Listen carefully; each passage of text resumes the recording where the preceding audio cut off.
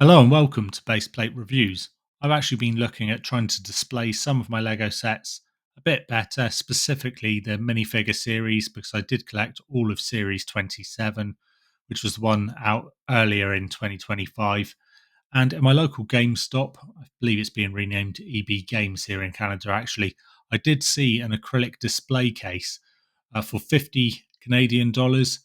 And I considered picking it up, but actually, because we had Amazon Prime Days about a week ago, I did see this acrylic display case on there for $48.64 Canadian. That's about 35 US dollars, 26 British pounds. And I thought I'd go for it. So this is the 4-tier one, white. There are different ones that you could get. So you could get ones which were wood or black with the colourful LED lights. But I decided to pick this one up. So I haven't built this yet, but I thought we'd take a look at it, see how easy it is to put together, see how good it is at showing off minifigures or other Lego sets. And also, I've done something to make my minifigure series stand out a little bit more versus them just sitting on the 2x4 black plates with the studs. I've actually built some custom stands for all of them. Should be able to see those in the pictures as we're going past here. But I'll just talk through why I did what I did, and we can look at whether this is a good solution for showing off Lego models. So just before we get to building the acrylic display case, which is sat on my build table just here with its very colourful hammer for helping to put it together, I thought I would just show you the minifigures and the unique stands that I've put them all onto. So like I say, all of them are on their own unique stand, so none of them are the same.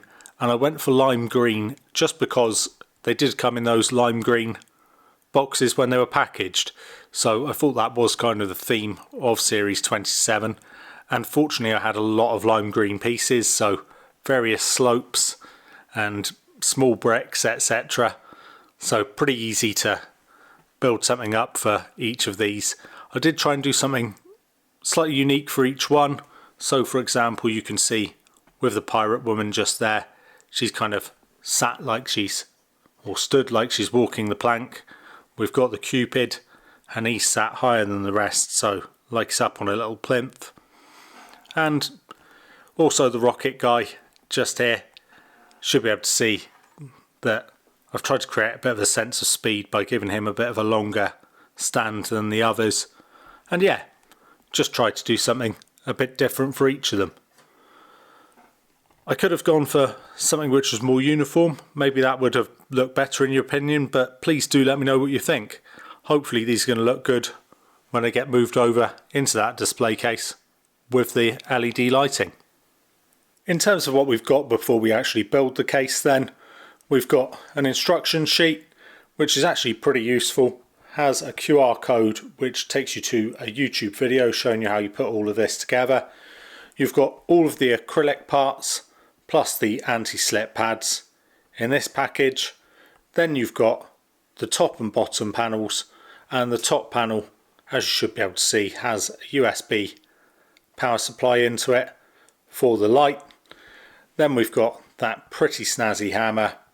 This package has the gloves plus some what they call traceless adhesive tape and a couple of light strings in there too. And like I say, that video makes it look pretty easy to put this together, but I suppose we'll find that out once I do it. I'm not going to show you that part. I'm not sure it's the most exciting thing, but I will let you know how I get on once we've got this built. So after putting it all together, this is what you end up with for our clear acrylic display case.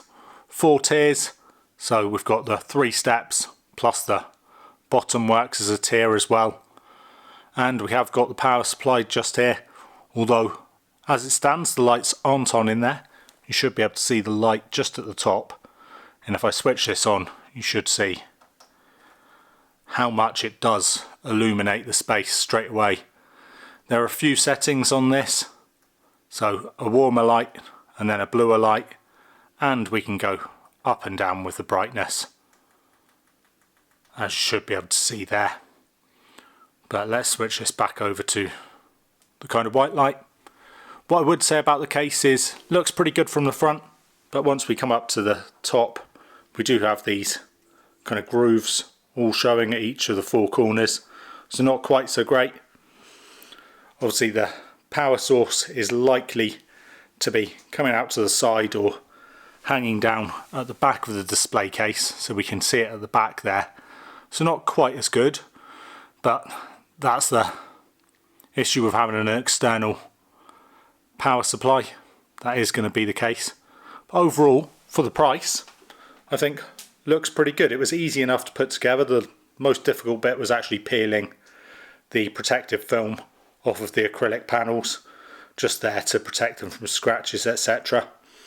Now, with this light package with it, there's no option to have kind of dancing, flashing lights or anything, but instead there are these, so two sets of separate LED lights, and they just have a little tab in them to pull out to activate them, so they're their own power supply. I don't think I'm actually going to use those for this, but I might use them in my city to put some internal lighting inside some of my buildings. So yeah, let's take a look at this once we actually get these minifigures put in there. And I've also got a few Nintendo Amiibo to show those off. I'm sure that a lot of people do use these for things like Funko Pop figures. So this is what the case looks like when it's full of figurines, in this case Nintendo Amiibo figurines, and plenty of head space there for the ones on the top shelf. Enough space on each of the shelves for them to fit on without them overhanging, and I think it looks pretty good. Again, it's pretty easy to pull the shelves out, the stepped arrangement, and like I say, this just slides open. I think when it's static, it's absolutely fine. It's just that it does feel a bit wobbly when you're moving the case about, but for the most part you're going to get this into one place and keep it steady, so should be pretty good. Again, you can see the reflections in the side there, the lighting working really nicely. Again, this doesn't feel like a premium product or anything like that, but once it's in place, I think it's super effective. So this is what the display case looks like with the full set of minifigures in there. So all on their custom stands and still able to fit all 12 on 2 rows, so space for another full series down at the front there. And able to fit these in here, even though I did go overboard with the length of the Steampunk Inventors stand. I think I do need to change that one up, make it a little bit shorter just so it all fits together a bit better. But overall, I don't think it looks too bad. Nice way to display these and obviously keep the dust away. I think I did say that this, I wouldn't consider this a premium display case by any means. A little bit wobbly, certainly when you push the door open and stuff. It does feel a little bit flimsy, but once it's in place, you're not going to be moving it around, so it's not really a problem. Certainly light enough to move about, and you can easily slide those steps out if you wanted to put a bigger figure inside here. So in terms of the size of this, it's 12.5 inches from the lengthwise, the widthwise across, 10.5 from top to bottom, and the depth wise it's 9.5 inches, so plenty of space in there. And like I say, I think pretty effective with lighting, a few different settings, can turn the brightness up and down, so you can have this just how you want it.